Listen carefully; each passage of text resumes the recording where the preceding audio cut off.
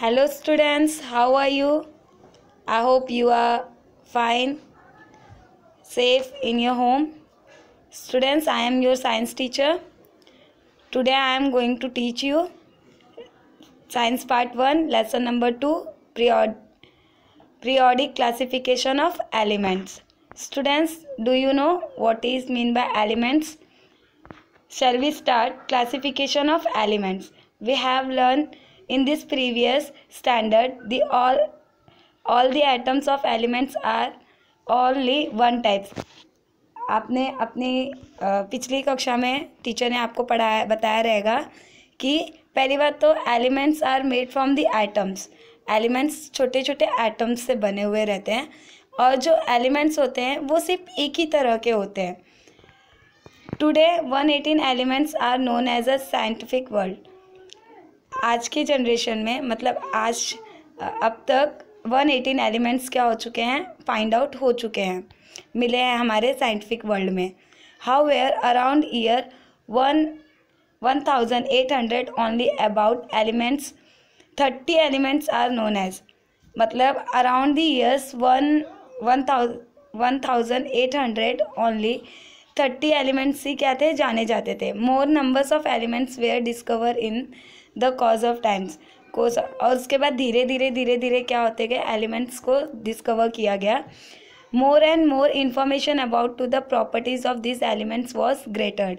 जैसे जैसे एलिमेंट्स की खोज होते गई, डिस्कवर किया गया, वैसे वैसे उस मतलब एलिमेंट्स की प्रॉपर्टीज़, उनके एटॉमिक्स नंबर्स, एटॉमिक्स मास, उनके अंदर क्या मतलब गुड कंडक्टिविटी है, क्या बैड कंडक्टिविटी है, वो किसके लिए कैपेबल है, ये सारी चीज़ें एलिमेंट्स में क्या की गई, डिस्कवर की गई.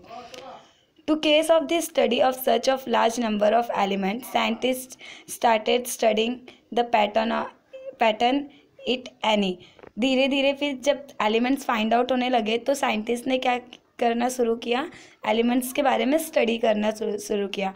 क्योंकि एलिमेंट्स तो उन्हें मिल रहे थे बट वो उन्हें क्या करना चाहते थे, क्लासीफाई करना चाहते थे, उन्हें अच्छे से समझना चाहते थे कि ये एलिमेंट्स कौन सी प्रॉपर्टी शो कर रहा है, ये एलिमेंट्स कौन सी प्रॉपर्टी शो कर रहा है. Just like this in this vast information about them. हम इस लेसन में ये सारी चीज़ों के बारे में अच्छे से स्टडी करेंगे. You know that in the initial classification of elements were classified to the groups metal and non-metal.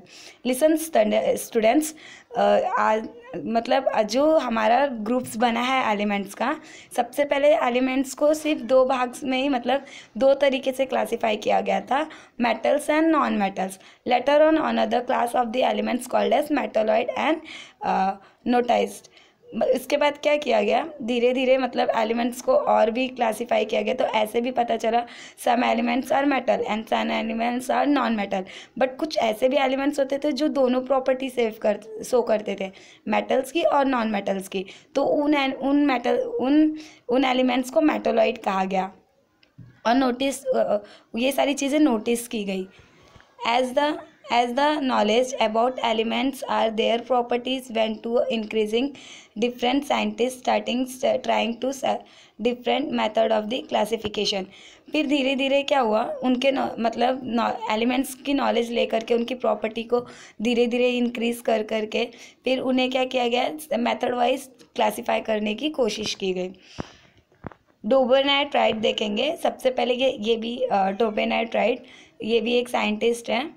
इन्होंने सबसे पहले क्या किया था कि मेटल्स को मतलब एलिमेंट्स को क्लासिफाई करने का काम किया था. In a year 1817 the German scientist Dobereiner suggested to the property of elements are related to the atomic masses.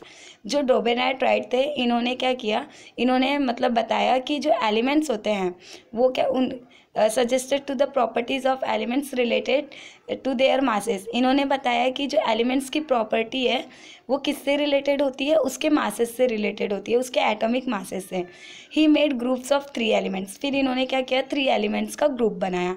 Having similar chemical properties is called as triad, मतलब इन्होंने ऐसे 3 एलिमेंट्स लिए जिनकी जो प्रॉपर्टीज़ है, जैसे कि वो मेटल्स है तो तीनों भी मेटल्स रहेंगे, नॉन मेटल है तो तीनों भी नॉन मेटल्स रहेंगे। तो इन्होंने क्या किया, ऐसे 3 एलिमेंट्स को लिया और उन्हें जिनकी केमिकल्स प्रॉपर्टी क्या थी, सेम थी, ऐसे 3 एलिमेंट्स को लिया, उसे क्या कहा जाने लगा, triads. He arranged to 3 elements in a triad and increasing order to the atomic mass। फिर इन्होंने क्या किया, ऐसे 3 एलिमेंट्स लिए, जैसे देखो नीचे दिया हुआ है, लिथियम, सोडियम और पोटेशियम। तो इन्होंने इसे कैसे मतलब सिस्टम वाइज रखा, इनके एटॉमिक मासेस के थ्रू क्या किया, सिस्टम वाइज रखा। फिर इन्होंने बताया increasing atomic number and masses and shown to the atomic masses in the middle, what is middle elements is approximately equal to the means of atomic masses to the other elements। इन्होंने क्या हम लोगों को show किया कि जो दो, जैसे कि लिथियम है, सोडियम है और पोटेशियम है स्टूडेंट्स, तो इसमें जो इसे क्या किया गया, एटॉमिक मास के थ्रू सीरियल वाइज इन्होंने रखा। लेकिन और इन्होंने क्या बताया है कि जो इनके 2 एलिमेंट्स है, जैसे लिथियम और पोटेशियम, तो लिथियम और पोटेशियम को क्या किया है इन्होंने, इक्वल में ऐड करके उसे 2 से डिवाइड किया है, यहाँ पर दिखाया है। पहले मैं आपको अच्छे से एक्सप्लेन कर दूँ, सॉरी। इन्होंने बताया है कि जो ये इन्होंने ट्राइड मतलब जो 3 एलिमेंट्स लिए थे स्टूडेंट्स, उसमें से जो लिथियम और पोटेशियम को अगर ऐड करके 2 से डिवाइड करते हैं तो जो सोडियम का मास निकलता है, एटॉमिक मास निकलता है, उसका आंसर उतना निकलेगा, सोडियम जितना, अप्रॉक्सीमेटली मीन्स लगभग निकलेगा, उसके जैसा, इक्वल नहीं निकलेगा लेकिन लगभग निकलेगा।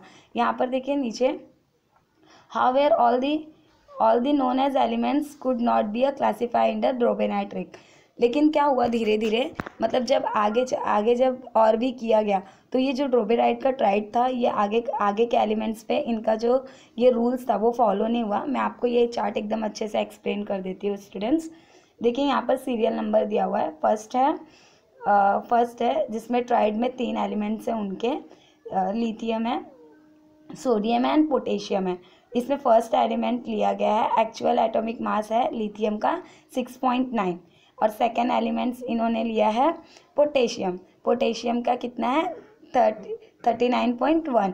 तो इन्होंने क्या किया है, दोनों का मिला करके सोडियम को निकाला है, तो 6.9 प्लस 39.1 को क्या किया है इन्होंने ऐड करके 2 से डिवाइड किया, और जब ऐड करके इन्होंने 2 से डिवाइड किया तो उसका आंसर निकला 23.0, जो क्या है सोडियम का एटॉमिक मास है। बट ये चीज़ें मतलब नीचे की भी देखो जो 2 एलिमेंट्स हैं, carbon, silicon, barium, chlorine, beryllium, iodine, ये तीनों पर है, मतलब ये इतने एलिमेंट्स पे ही इन्होंने जो ट्राइड रूल्स था वो फॉलो हुआ। बट अदर जो एलिमेंट्स फाइंड आउट धीरे धीरे होते गए, तो इनका ये ट्राइड रूल उन पर नहीं फॉलो हुआ, इसलिए शायद इनका आगे देखते हैं क्या है आइडेंटिफाई। यहाँ पर देखो आप लोगों को कुछ दिया हुआ, मैग्नीशियम, कोबाल्ट, तो आप लोगों को ये ट्राई करके देखना है, आगे आपको पता चलेगा कि निकलता है कि नहीं। धीरे धीरे देखते हैं। न्यूलैंड्स लॉ ऑफ ऑक्टेवेज, देखते हैं इसमें क्या दिया है। In the English scientist Johns Newland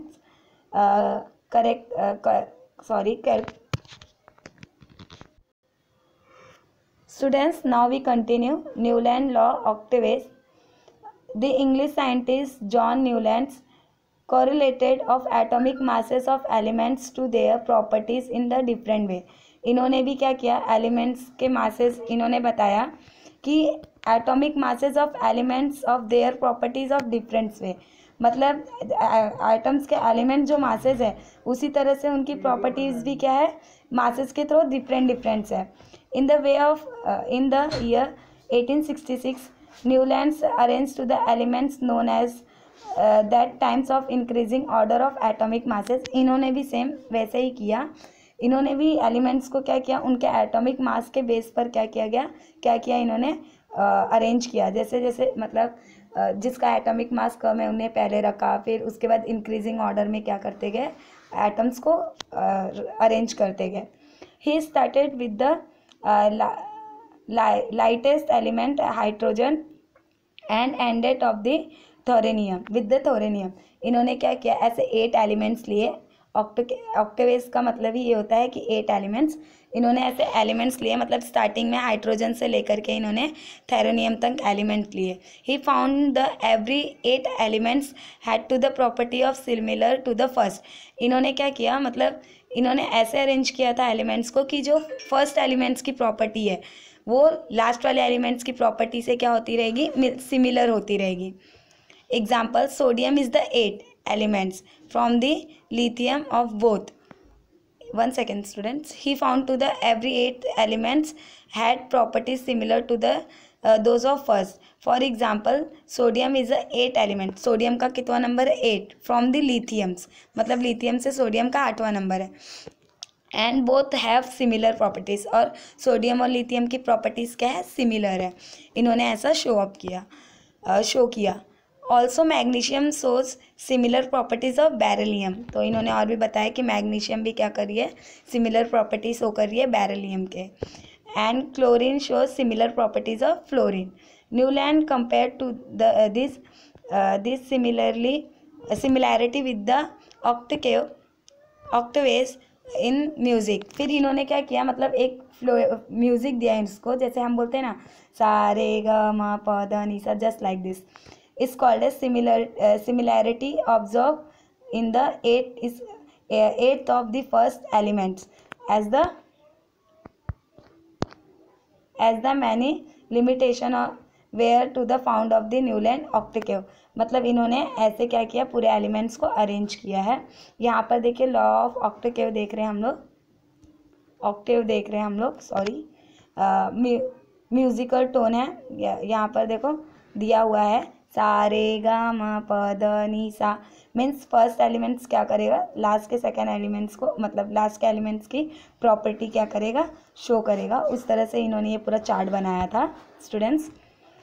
this law was found to be a capable only up to calcium. लेकिन ये लॉ कहाँ तक कैपेबल हुआ, इन्होंने भी बनाया, बट ये लॉ भी इनका कहाँ तक कैपेबल हुआ, ओनली कैल्शियम तक ही कैपेबल हुआ। Newlands fitted all the Newton's fitted all the known elements is a table of 7 into x, that is the 56 boxes। मतलब इन्होंने क्या किए थे, पूरे कंपेयर किए थे 56 boxes। Newlands placed 2 elements each in the same boxes is a accumulated all the known as elements in the table. Means इन्होंने उस टेबल्स में क्या किया, उन एलिमेंट्स को फिक्स किया। For example cobalt and nickel, CnLa।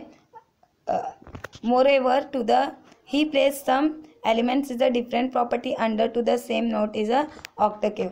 मतलब इन्होंने इसी तरह से जो पूरे एलिमेंट्स थे ऑक्टेव के प्रॉपर्टी को शो करते हुए पूरा उसमें सुटेबल किया। For example Newland placed of the metal cobalt and nickel under to the note of do along to the halogen, while the Fe having to the similarity with the cobalt and nickel from the along of the non-metalloid oxygen and S under to the note। Ti also Newland octave did not have to the position of the augmented of newly discovered element। फिर धीरे धीरे क्या होने लगा, जो नए नए elements discover हो रहे थे, तो इन्होंने जो टेबल बनाया था स्टूडेंट्स, उस टेबल में वो एलिमेंट्स क्या हो रहे थे, फिट नहीं हो रहे थे। मीन्स कभी कभी ऐसा भी हो रहा था कि जो मतलब सेम प्रॉपर्टी दिखानी चाहिए तो सेम प्रॉपर्टी नहीं दिखाई थी मेटल्स के साथ, जैसे कि नॉन मेटल्स है तो उसके साथ मेटल भी शो हो रहे हैं, ऐसा। This properties is known as elements discover to the later did not fit. मतलब धीरे के आगे चल के क्या हुआ, जो नए नए एलिमेंट्स डिस्कवर्ड हुए वो उनके पीरियोडिक टेबल्स, उनके टेबल्स में क्या हुए, फिट नहीं हुए। तो इसे न्यूलैंड का लॉ ऑफ ऑक्टेव कहा जाता है। Next students, now next Mendeleev periodic table. अब हम मेंडलीव पीरियोडिक टेबल को देखेंगे। इन्होंने भी एलिमेंट्स को अरेंज किया था टेबल्स बना करके, तो इसे इन्होंने नाम दिया था Mendeleev periodic table. The Russian scientist Dmitri Mendeleev developed The Russian scientist Dmitry Mendeleev developed the periodic table of elements during the period 1869 to 1872 AD. Mendeleev periodic table is the most important step to the classification of elements. जो Mendeleev ने periodic table बनाया था, इनका जो periodic table था ये most important मतलब step था क्लासिफिकेशन ऑफ एलिमेंट्स के लिए। Mendeleev consider to the fundamental properties of elements. Mendeleev ने क्या किया था, सबसे पहले जो एलिमेंट्स थे उनकी फंडामेंटल प्रॉपर्टीज़ को कंसिडर किया था। The atomic mass and standard of arrange 63 element. सबसे पहले इन्होंने क्या किया, उन एलिमेंट्स का एटॉमिक मास लिया और उसके अकॉर्डिंग 63 एलिमेंट्स को क्या किया, उन्होंने अरेंज किया। Known as that the time is an increasing order of their atomic masses. फिर जैसे मतलब उन्होंने क्या किया, उनके एटॉमिक मासेस के अकॉर्डिंग उन्हें क्या करते उसे इंक्रीज करते गए आगे भी। Then the transformed these into the periodic table of element accordance due to the physical and chemical properties of these elements। और इन्होंने एक चीज़ और देखी थी, इन्होंने एटॉमिक मासेस तो देखा लेकिन इन्होंने एलिमेंट्स की फिजिकल और केमिकल प्रॉपर्टीज़ के भी अकॉर्डिंग क्या किया था, उन्हें क्लासिफिकेशन का वर्क किया था। Mendeleev organize to the periodic table on the basic of chemical and physical properties of the element. जैसे कि ट्राइड का हम लोगों ने देखा, ऑक्टेव का देखा, तो उसमें मतलब उन्होंने भी ऐसे ही किया था, बट इन्होंने एक चीज़ को और ध्यान में रख के किया, उन्होंने मतलब उसकी केमिकल और फिजिकल प्रॉपर्टीज़ दोनों भी देख करके एलिमेंट्स को अरेंज करने का काम किया। This where the molecular formula of hydrides of oxide of the elements, melting points and boiling points and density of the elements। इन्होंने और एक चीज़ देखी कि हाइड्रेट्स और ऑक्सीडेज और उनका मेल्टिंग पॉइंट्स क्या होता है, उनका बॉइलिंग पॉइंट्स क्या होता है, उनकी डेंसिटी क्या है, वो कब मतलब हाइब्रिड्स होते हैं और कब ऑक्सीडाइज होते हैं, ये सारी चीज़ें भी उन्होंने देखी। Mendeleev found that the elements with the similar physical and chemical properties repeated after to the definite interval।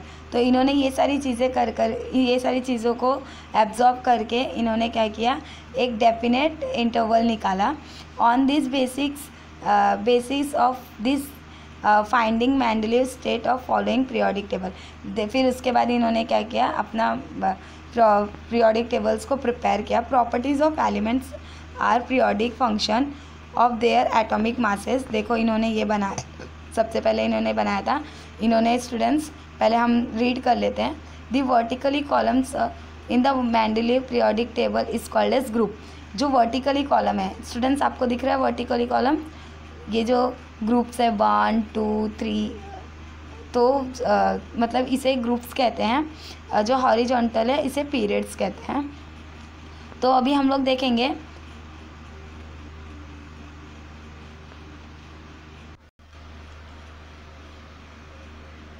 Students, मैं वीडियो यहीं पर स्टॉप कर रही हूँ क्योंकि मैं आपको कुछ होमवर्क देना चाहती हूँ। उसके बाद मैं ये मेंडलीव का पूरा जो इन्होंने टेबल बनाया है मैं उसे आपको अच्छे से एक्सप्लेन करूँगी। आपको होमवर्क है कि आप लोग सबसे पहले मुझे डोबेनाइट ट्राइड और न्यूलैंड्स लॉ ऑफ ऑक्टेव्स का मतलब आपको कितना समझा है आप मुझे वो लिख करके बताएंगे, क्योंकि ये आपको क्वेश्चन आंसर में भी है।